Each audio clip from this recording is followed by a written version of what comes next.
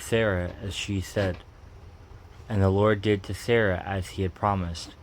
And Sarah conceived and bore Abraham a son in his old age, at the time of which God had spoken to him. Abraham called the name of his son who was born to him, whom Sarah bore him, Isaac. And Abraham circumcised his son Isaac when he was 8 days old, as God had commanded him. Abraham was 100 years old when his son Isaac was born to him. And Sarah said, God has made laughter for me. Everyone who hears will laugh over me.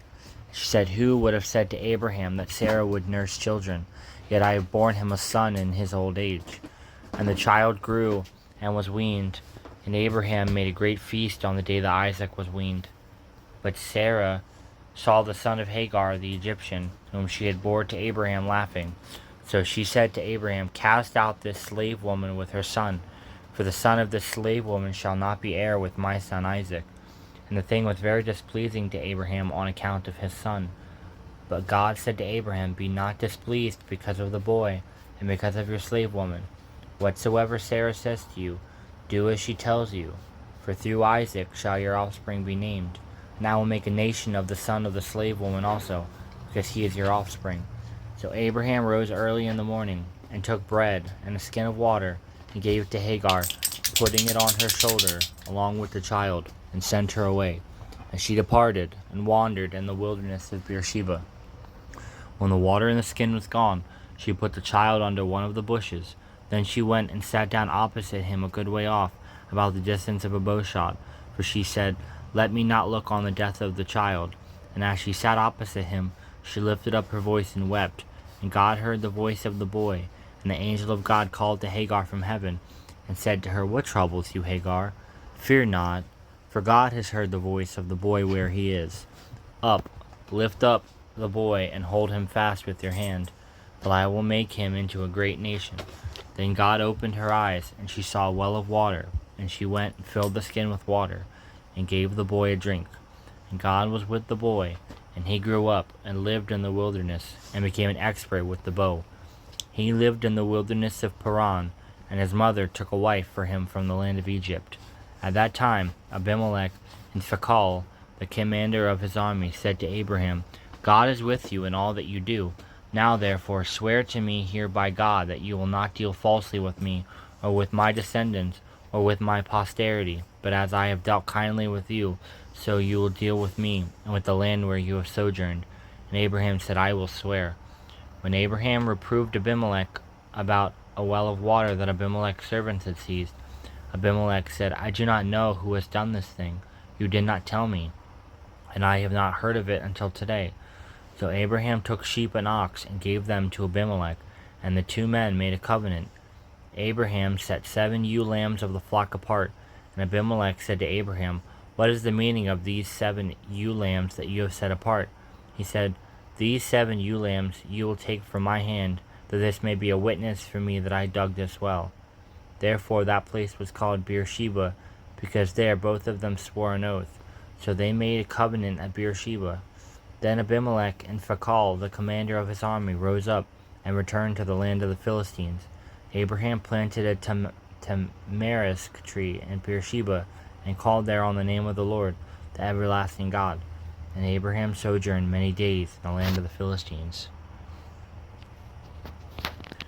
After these things God tested Abraham, and said to him, Abraham.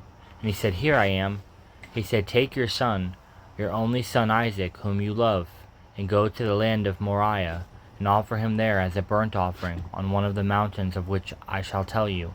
So Abraham rose early in the morning, saddled his donkey, and took 2 of his young men with him, and his son Isaac. And he cut the wood for the burnt offering, and arose, and went to the place of which God had told him. On the 3rd day Abraham lifted up his eyes, and saw the place from afar. Then Abraham said to his young men, stay here with the donkey. I and the boy will go over there, and worship, and come again to you.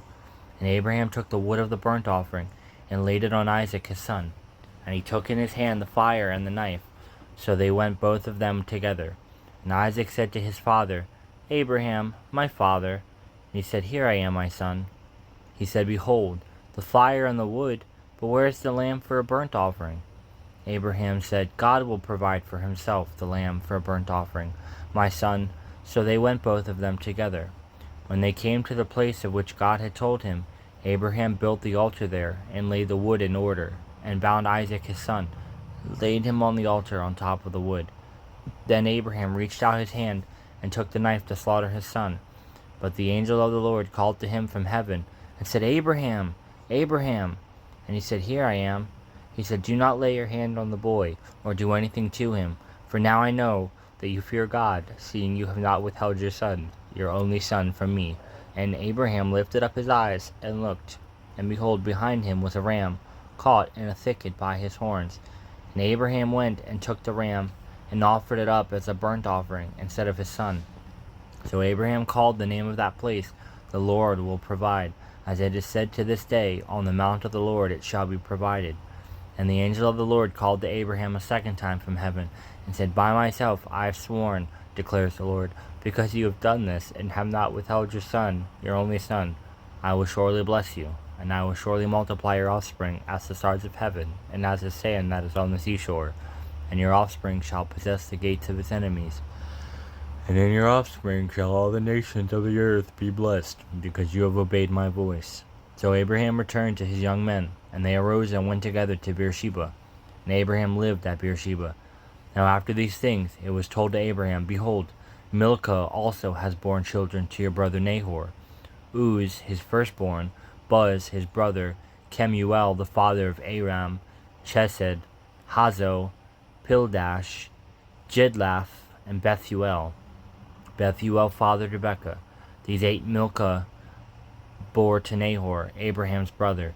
Moreover, his concubine, whose name was Reumah, bore Teba, Gaham, Tahash, and Maacah.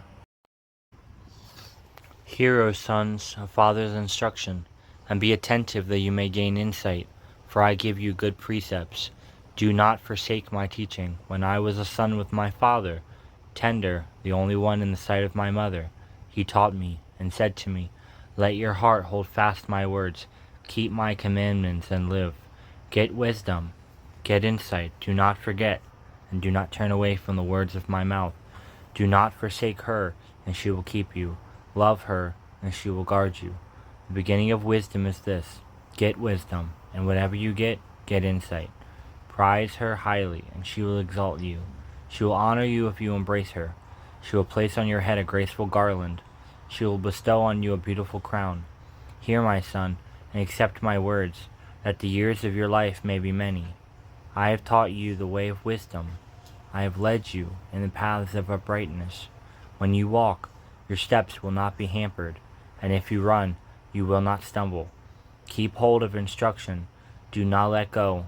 Guard her, for she is your life. Do not enter the path of the wicked, and do not walk in the way of the evil. Avoid it, do not go on it. Turn away from it and pass on, for they cannot sleep unless they have done wrong. They are robbed of sleep unless they have made someone stumble, for they eat the bread of wickedness and drink the wine of violence.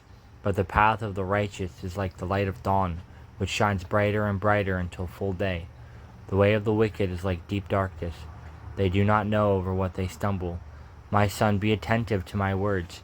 Incline your ear to my sayings. Let them not escape from your sight. Keep them within your heart, for they are life to those who find them, and healing to all their flesh. Keep your heart with all vigilance, for from it flows the springs of life. Put away from you crooked speech, and put devious talk far from you. Let your eyes look directly forward, and your gaze be straight before you. Ponder the path of your feet, then all your ways will be sure. Do not swerve to the right or to the left. Turn your foot away from evil. And walk joyously with me through this day. Together we will savor the pleasures and endure the difficulties it brings. Be on the lookout for everything I have prepared for you. Stunning scenery, bracing winds of adventure, cozy nooks for resting when you are weary, and much more. I am your guide as well as your constant companion. I know every step of the journey ahead of you, all the way to heaven. You don't have to choose between staying close to me and staying on course, since I am the way. Staying close to me is staying on course. As you focus your thoughts on me, I will guide you carefully along today's journey. Don't worry about what it is around the next bend. Just concentrate on enjoying my presence and staying in step with me.